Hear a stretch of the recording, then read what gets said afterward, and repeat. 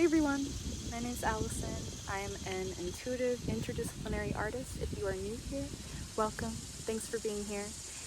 Today's video is going to be fun and a little something different. I decided that I wanted to start doing roundups of things that I have created during a specific moment of time and all of the other types of visual media and art and music that I have consumed.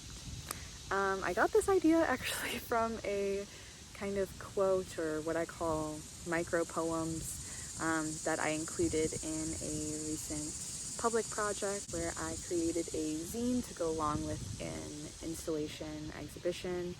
And the last page of the zine, it says, "Did you create more than you consumed?" And it was a really cool, honest question that I started to integrate in my life and ask myself. Or are you creating more than you've consumed? Just kind of sitting with the energy of how we are so bombarded with content lately, like social media, ads, marketing, news, doom scrolling culture, and all of that.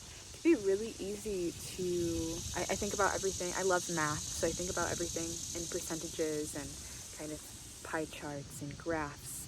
And I started to realize that maybe my scale of consumption was a lot more than my scale of creativity, which is also crazy because I'm a very creative person. And so I was like, whoa, if my scale is still really off of the creation to consumption comparison, I realized I had a little bit of work to do.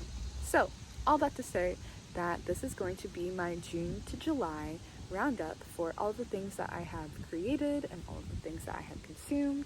I will be posting little inserts of clips of all of these goodies and media that I will be talking about, but I'm just gonna kind of rattle off my list. I don't know if I'm gonna do this every month, or I think maybe every 2 months could be a good option. And then maybe over time I'll even see some type of correlation between the things that I'm intaking and the things that I'm outputting. So I think it could be really interesting. If you're interested in my zine or purchasing that, you can go to my website and check that out, and I'll be talking more about that project and that specific piece and component of that project a little bit later. So definitely also subscribe and stay tuned for more videos. Okay, first things first, I upcycled a pair of pants that I had for forever. I think I got them from a clothing swap or something with friends a couple years ago, but they were a little bit ill-fitting and the texture of the material on my legs wasn't really what I desired. So I made this really cute top, this backless strappy top, and I actually have a video. It's my very first video. It's, I think, called 2 Clothing Upcycles, Yapping and Crashing Out. It's silly, it's fun. That wasn't the original plan for the top, so it's always kind of interesting to see how projects and things unfold and take shape when things don't always go to plan. And sometimes that's the best. That's when you get the best results. And I definitely love that top. It's one of my favorite handmade pieces. It's very flattering. Yeah, that's project number 1. In that same video, I also made a top from scratch, and I used some upcycled salvage fabrics that I just got from a local scrap fabric store. They've got little floral prints on them, and I just was picturing a sweet summer baby doll top. And that also didn't go to plan. I didn't record as much about failures of that process because my phone died and I was like in the flow state and didn't want to interrupt that. But I am very, very happy with how it turned out. The shape of the top is still what I planned on, but it was just the process to get there that was a little bit trickier. But yeah, that's a really fun and really cute top, and excited to wear it and style it in a bunch of different ways. Also, I feel like in the fall, wearing a kind of mock neck, long sleeve or something underneath a turtleneck to layer it could be pretty cool. Another cool addition to my wardrobe. Another upcycle that I did that was a little bit more quick, but still really, really fun, and I didn't record the process of it. I made this bra top from some salvaged lace. It's like, I would consider it a graphic tee, I think. And I think it's so sweet. I really love it. Came out really great. I love the bows dangling on the back. I was just inspired by a couple different tops that I saw on Pinterest. There's a ton of different artists and upcyclers that have similar things on Pinterest, and so I wanted to try my hand at it, and I'm really happy. And again, I just used fabrics that I already had lying around. I also crocheted quite a bit this month. One of my crochet creations was this really extensive project. It took forever, and I think I started it back in April or maybe sooner, I don't know. I used a very small hook size so that, I don't like my shorts being see-through, so I would prefer to just spend a little bit more time, use a little bit more yarn and a tighter gauge. And it came out really, really good. I love it. I can wear them together as a set. I can wear them separately. They're kind of giving this 70s, 80s vibe, which I definitely love. It's some of my favorite eras to pull fashion inspiration from. So yeah, and I was so happy with how it turned out. I just think it's a really cool color combo and some unique pieces that, no one else has. So it's just something really distinct. That's why I love making my own clothes, because then I have something that only I own in the whole entire world, and that's pretty freaking cool. Another video that I made that's on my YouTube channel you could check out if you want to see it more in depth. I upcycled or tailored really 2 pairs of pants. They're both gifted to me from my mom. Shout out to my mom. I love her, and a lot of my favorite clothing items in my closet are either directly from her or pieces that she gifted me that then I transformed and turned into something. And there were these really cool pairs of pants that she gave me. I wanted some baggy trousers for street style, and then this pair of capris with some contrast stitch, and I love some contrast stitch. I just think it's so fun. So those needed a little bit more TLC, but I just had to take them in at the waist in a couple different spaces, and it came out really good. And in that same video, I also upcycled an old pair of just pink leggings that I don't wear anymore. If I wear any leggings, it's just kind of flare yoga pants. Yeah, it was really cool to work with that stretch material. It wasn't as intimidating as I thought it was going to be. I made this subversive basics, asymmetric, geometrical tank top, and it came out really, really cute. It's kind of a nice fancy top that I'm excited to wear some different places and style more. And then again, I think it could be a cool layering piece still for when it gets a little bit chillier. It was really fun to just not have a plan and cut things up and sew different shapes and piece it all together. So definitely gonna do a good balance and a good mix of projects like that, and then projects that are a little bit more in depth and require planning, like the baby doll top or the striped pants. And then one other crochet project that I finished just at the very end of July was this backless corset style striped twist keyhole peekaboo crochet tube top. That's way too long of a name, but it does describe it pretty well. This little keyhole tube top, I just created 2 panels of striped fabrics. Again, I made some reels on my Instagram if you want to follow me there. I just have fun and do stupid fashion reels. Pretty simple, pretty easy. I think I'm gonna make 1 or 2 in different colors, and I also might even, maybe I'll make a video about this, about how I kind of edit my crochet projects after you wear them out once or twice. You realize sometimes that there's certain things you can do to improve the fit and the wear, and also I'm a very practical person, so I want to get more wear out of something that I spent so much time creating and building up stitch by stitch by stitch. And I think I might add a stretchy ribbed back, but then still maintain the corset kind of over the rib so that it still feels really secure, but the ribbed will stretch a little bit more and make it easier to put on and off, because it was a little tricky to put on and off. I love the stripes, I love the colors. If you haven't noticed, I have been making a lot of brown and earth tone things lately. I think that's all of my clothing and wearable pieces that I made. I didn't make much visual art these 2 months just because I was coming off the tail end of a really huge major visual arts exhibition project, and so sometimes that causes a bit of burnout if you're an artist, if you know. So I needed to delve into some different mediums, and surprisingly, another medium that I've been experimenting with that I would not have anticipated or expected is digital media and video. So another thing that I created artistically in June and July is my YouTube channel, which you're watching right now. Thanks for being here. Hey. And making these little videos and practicing editing has been pretty fun. My very, very first video, I did a lot of extensive editing and made little drawings and graphics and things, and that was fun and adorable and cute, but I got so tired. It was a lot of work. It was very tiring, and I might do it again in the future. This whole thing's a growing and learning process, so I'm very open to all of that and the trials and tribulations and learning curves that come with it.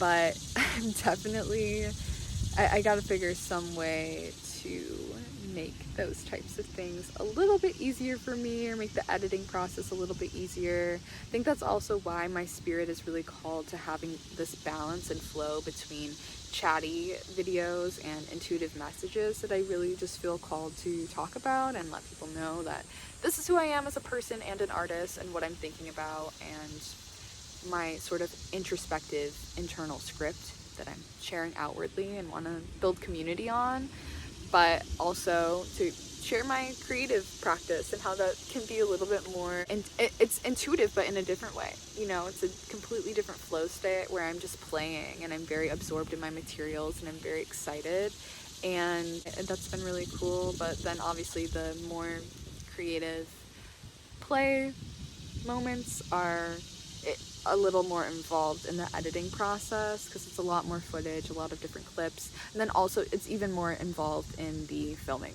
process, obviously, because having to remember to whip my camera out while I'm also just trying to maintain a flow state and cut things apart and piece things together and do what I feel creatively called to do in a moment. It can be a lot, so it's been really cool and really interesting to just kind of learn and navigate all of that. Additionally, another creative direction that I've been taking is I've been making these really fun, what I would consider to be digital junk journals or digital collages on Instagram Reels. And, I deleted TikTok, oh my god, like 8 months ago. Oh my god, wow, I'm 8 months TikTok clean. That's so cool.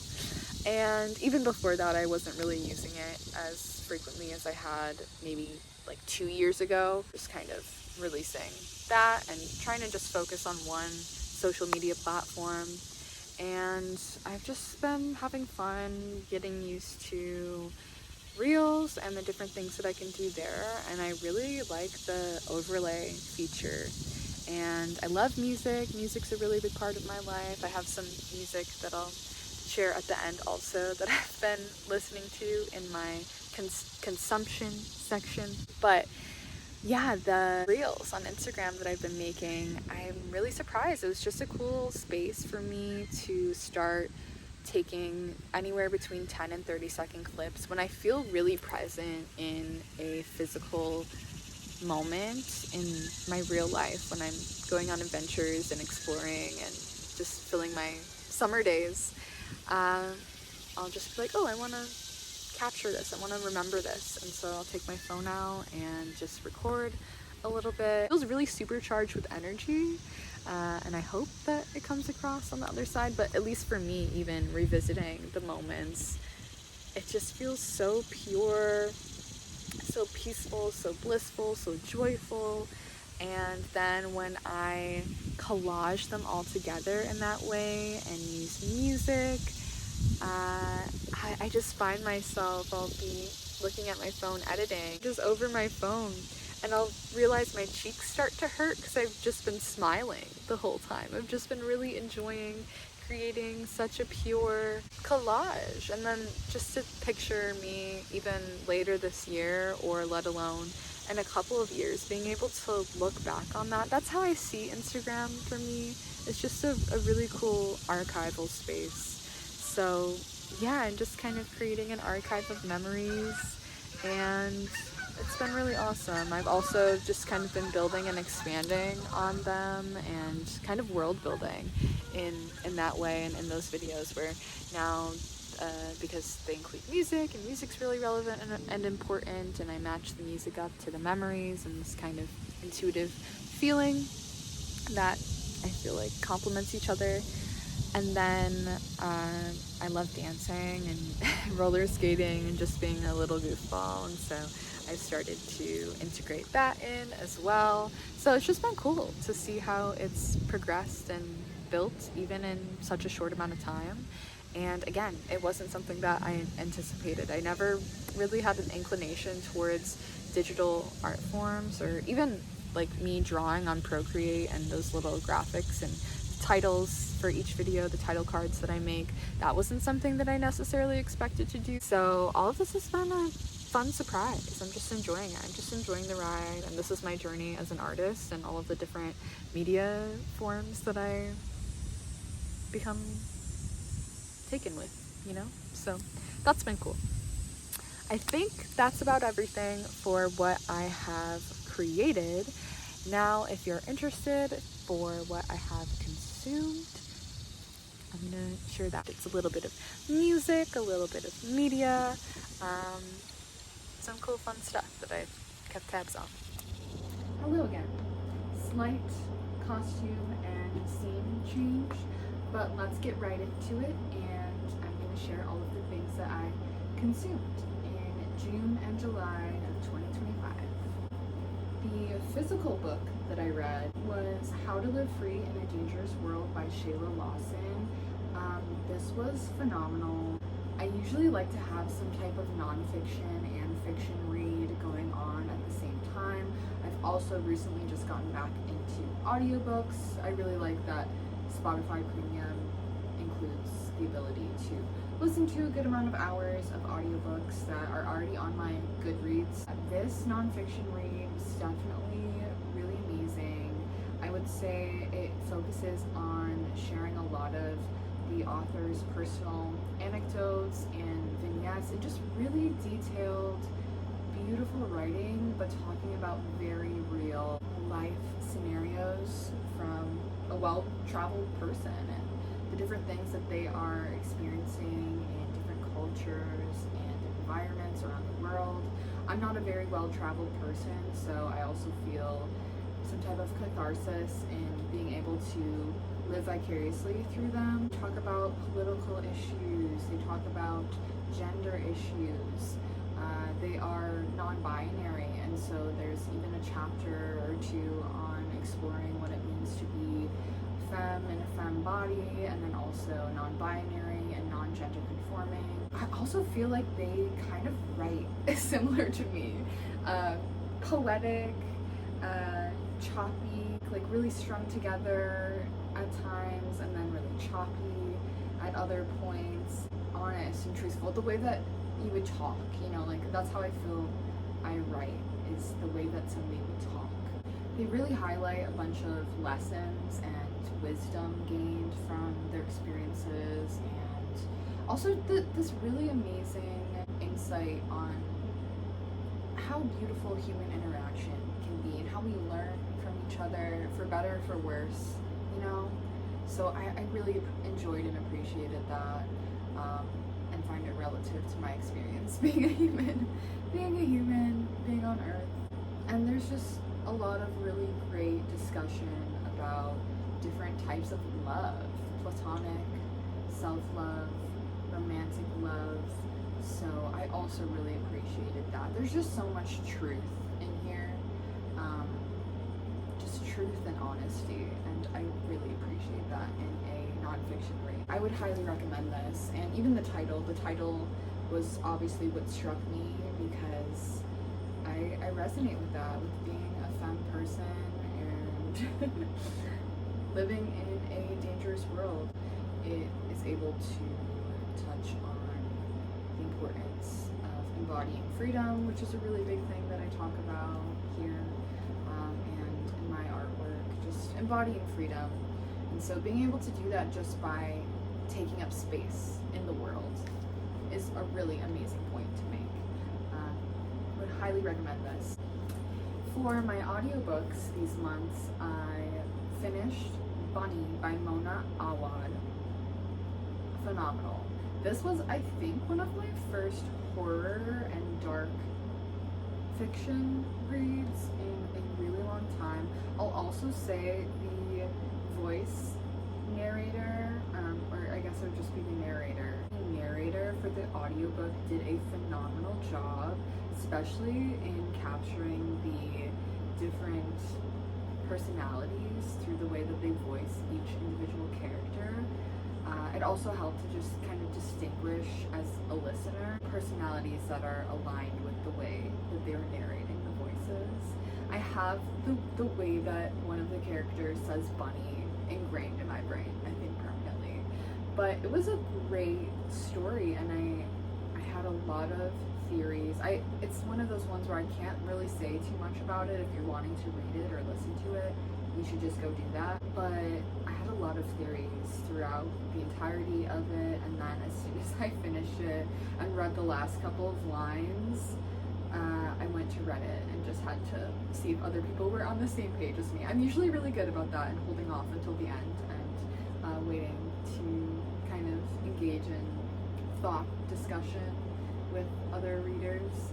And I thought it was stellar. I think the way that there is tension created, the way that the audience is questioning the reliability of the narrator, I think is also done really, really well. It's not easy to do, where you have a trusting relationship with the main character and you're rooting for them, but also, you know, you have some questions, you have some things that kind of arise and don't add up. I just really was fascinated the whole time. It was one of those ones where I was like, okay, I gotta race home, I'm making dinner, and we're putting Bunny on. I gotta hear what's happening next, because every single chapter is juicy, and then the way that they end and kind of wrap up just makes you want to go into the next one. But the way that it's written, it doesn't necessarily flow seamlessly in a linear time, I guess would be the best way to describe it, from chapter to chapter, which in this case makes it even more enticing to just read as much as you can and listen to as much as you can to figure out what happens and how things unfold. It's crazy. It's really chaotic in the best way. There's just some good juicy horror drama and some creepy vibes. It was just perfectly creepy in the way that I was able to imagine things based on descriptions, but also there was just enough vagueness left to let me engage with my own imagination. Really, really great. And my next read from Mona that was also on my Goodreads is All's Well. So I'm really excited for that now that I have a sense for her style. I'm really excited. So would definitely recommend that. There's also apparently a sequel I was looking into, and I'm gonna be honest, I don't know if I would read it. I just kind of liked the story all as one. I don't really necessarily feel like it needs a sequel. So I'm a bit apprehensive, but I also know that there is a motion picture coming out, and I will definitely be seated for that, because I'm just really curious to see how a director would possibly go about stringing together this story. It is really bizarre. It's a really bizarre story, but in the best way. And I don't have that much to say about this, but this is my current read, Sapiens, A Brief History of Humankind, another audiobook. Also, let's say the narrator for this one is also great. It's just exactly the type of voice you would expect. Really nice, soft, fluffy voice for listening to history and facts, but also the way that the author writes leaves a lot of room open for question and theorizing, because there is a lot that we don't know, and that's something that's really fascinating. My background is in art history, and a lot of people have misconceptions about what it means to be an art historian, and let me set the record straight that that means that I am fully in my opinion, I am fully a historian and had to learn about history, and also an art. Hello. And also having to know about art history, terminology. Being an artist myself has also really helped my understanding of energetic and emotional ties to what it means to make art, and how and why making art was so politically driving at different points in history, or disruptive or revolutionary. So I'm a history nerd, a history buff. There's always more to learn, and that's what I love about it. And I really appreciate this dense but summarized way of approaching a lot of questions around, key facets of how we developed and were able to come to this day and age. And I think it also really talks about what makes humans distinct. That main sort of dollop that they discuss is about imagination and free thinking and free will and creativity, and how humans are human because we have this creative gene and creative component. So I love that, and it's not something that I even knew was kind of contained in this book, or necessarily was expecting. So I'm very excited to keep reading and listening and see what else divulges. So those were my reads for the months. And now I'm going to share what I've been listening to. So here's a little music section. I will say I listened to a lot of No Doubt. I was really surprised. I listened to a lot of early No Doubt, early Gwen Stefani. I just think that band really cultivated such a cool, distinct style and genre of ska pop, and I appreciate it. And there's just some bangers that sometimes you forget about, so definitely listen to a lot of No Doubt. And if you haven't heard other songs than just the most popular mainstream ones, I would highly recommend. You will be so pleasantly surprised. And that's not an opinion, that's just a fact, because I was like, whoa, why don't we know this song more worldwide? Why haven't I ever heard this song before? So maybe just poke around and give a little listen to some of the earlier albums. They're really cool, really distinct. I also found myself in the pits of yearning and was listening to a lot of 1950s and 60s love songs, you guys. I don't know, there's just something really cathartic about the way that musicians kind of collectively wore their hearts on their sleeve. Not that we don't still have that, but if you know what I mean, you know what I mean, where just every song was deep confession or profession of love and devotion to one's ideal or dream partner. And yeah, there's just some really cute, good, juicy stuff.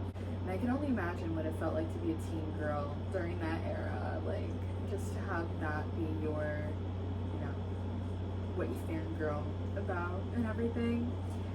So specifically, I noted that I've been listening to a lot of Paul Anka. So good.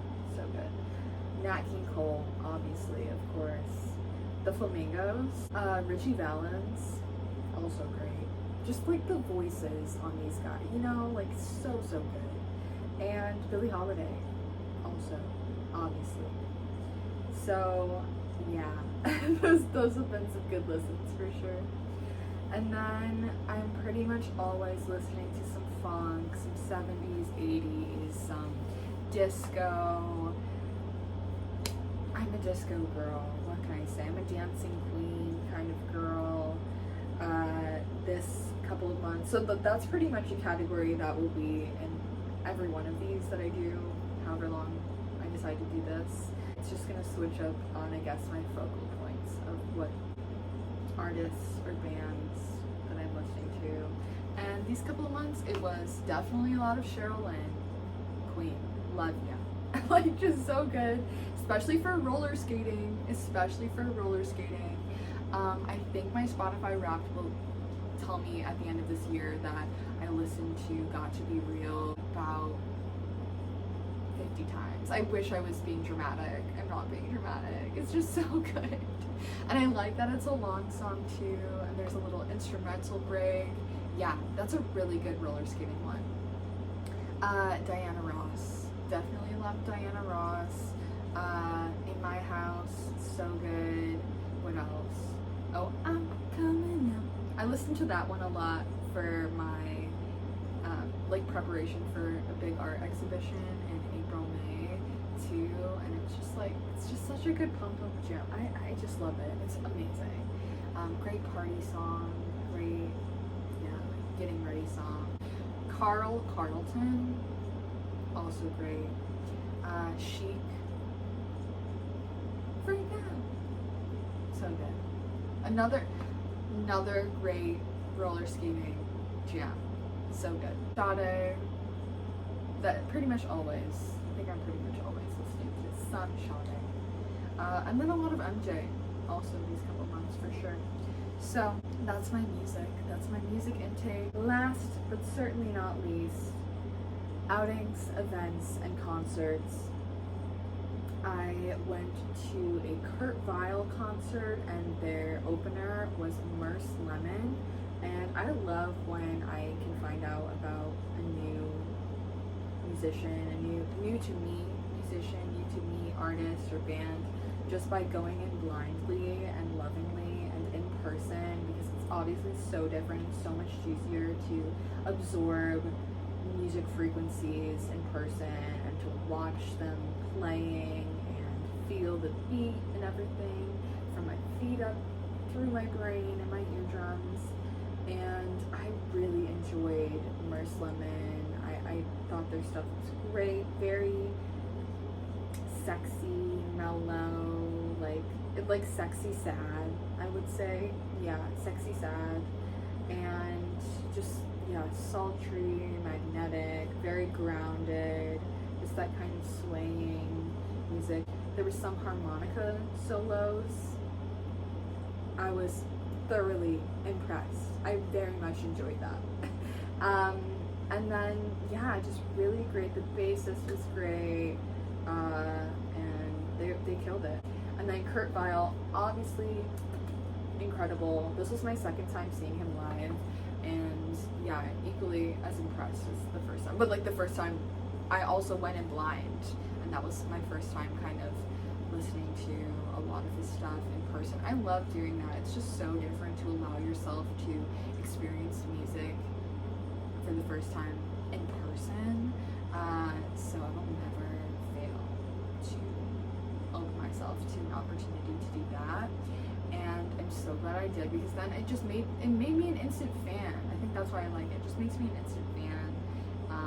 And then there's certain songs that really stick out to me that then I know, like, I can remember some lyrics of and go home and look up and save.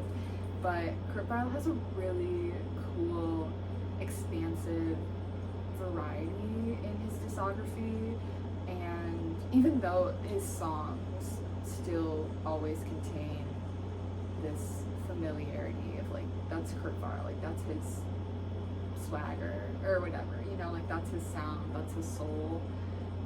There's some that are very, very twangy and country, and some that are, you know, more soft and airy, and some that are very gritty and soulful and upbeat even. So yeah, I thoroughly enjoyed that. His band is great for sure too, and it was a cool crowd, definitely. And then the other outings and events I've been going to include Shakespeare in the Park. I'm obsessed. I think it is one of my favorite activities to do, especially solo activity. I've definitely gone with friends and other people before, but solo activity where I just ride my bike, I pull up to the park with a little charcuterie spread or picnic or some type of snack or tea. Just, it's like the little things, it's the extra things that you do to amplify the scenario, I would say. July was 12th night, really funny.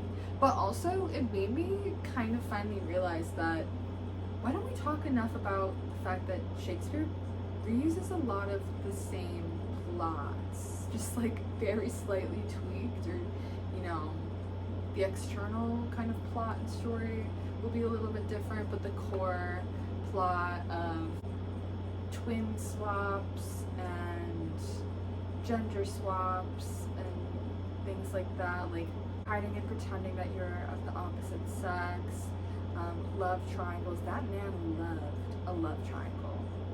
Also, Shakespeare's very queer. Like, can we also talk about that?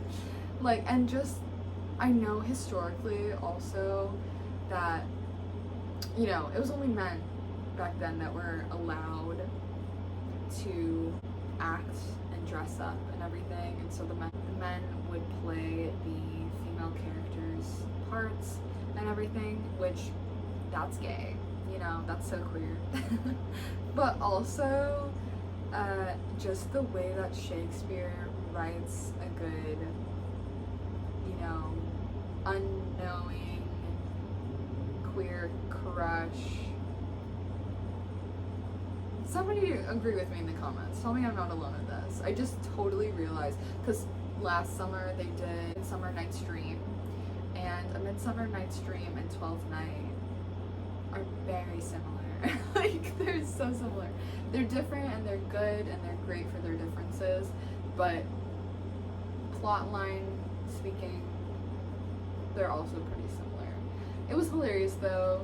They always do one comedy and one tragedy every summer, and so that was the comedy, and I definitely laughed a good laugh. All of the actors and actresses do a phenomenal job, and also there was some singing in there, and he did amazing. It was really, really good. So that's all for what I have consumed and created in June and July. Sorry I just like really abruptly wrapped that up, but I'm done talking and my tacos are done and I want to eat. So yeah, let me know if you guys like this style of video. Like I said in the beginning, I do think it'll be really interesting to witness if I can see some correlations over time with maybe what I'm inspired by and what I'm creating. But also I noted that a lot of this month, and just spring and summer in general anyways, I tend to mostly focus on wearables and textile and fabric arts, but we'll see as my next visual arts project comes up, what sort of things might impact that from my external reality. Thank you so much for watching. If you enjoyed this video or feel called to watch any of my other videos, I appreciate you. Thank you for being here. Maybe consider subscribing. I really appreciate you, and I hope you consume things that inspire you, and I hope you create things that feel true to you. See you next time.